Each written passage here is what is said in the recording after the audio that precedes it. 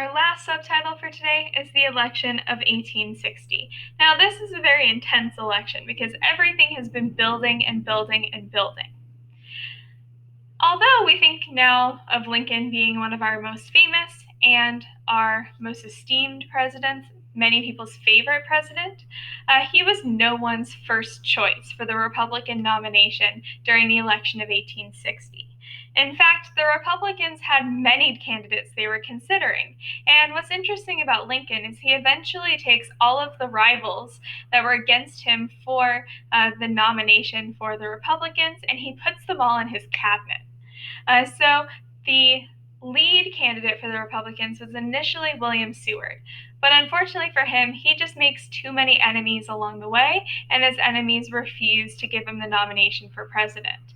He will eventually become Lincoln's Secretary of State and one of his most steadfast allies. Lincoln's kind of everyone's choice for vice president, but through some clever maneuvering and because the others developed enemies, whereas Lincoln has kind of stayed back from the limelight, Lincoln actually gets the nomination for the Republican president. So Lincoln becomes what we've seen in a few other presidents. He's a dark horse candidate. He comes kind of out of nowhere. He hasn't really held many high offices at this point, but he does end up winning the election. And so people are surprised by this. But the South also feels threatened by Lincoln because they think that Lincoln is starkly against slavery and will try to abolish slavery as soon as he's in office. Now, Lincoln is personally against slavery, but he also acknowledges that the Constitution protects slavery in the territories where it already existed. So it's probably not that likely that Lincoln would have tried to get some law passed that would abolish slavery because he thought that that was not actually legal in the Constitution, even if he wanted it to happen. Nevertheless, the South threatens to secede if Lincoln is elected. So the candidates for this election, there are actually 4 of them, but I've only listed 3 of them here. So for the Republicans, it's Lincoln with his Vice President Hamlin.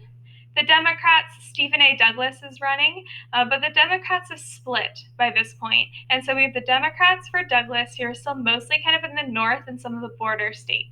And then the Southern Democrats in the South, who go for Breckinridge. Then there's actually a 4th candidate whose name is Bell, and he runs with the Constitutional Union Party that is trying to be a little bit more moderate than the Republicans are at this time, because the Republicans are taking a stance against slavery.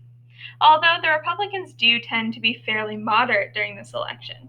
And they do condemn John Brown and his actions. And they want a homesteading act for free land out west and a national railroad. So all in all, fairly moderate. Lincoln does pull out a victory, but he wins with only 39% of the popular vote. And in many southern states, Lincoln doesn't get a single vote.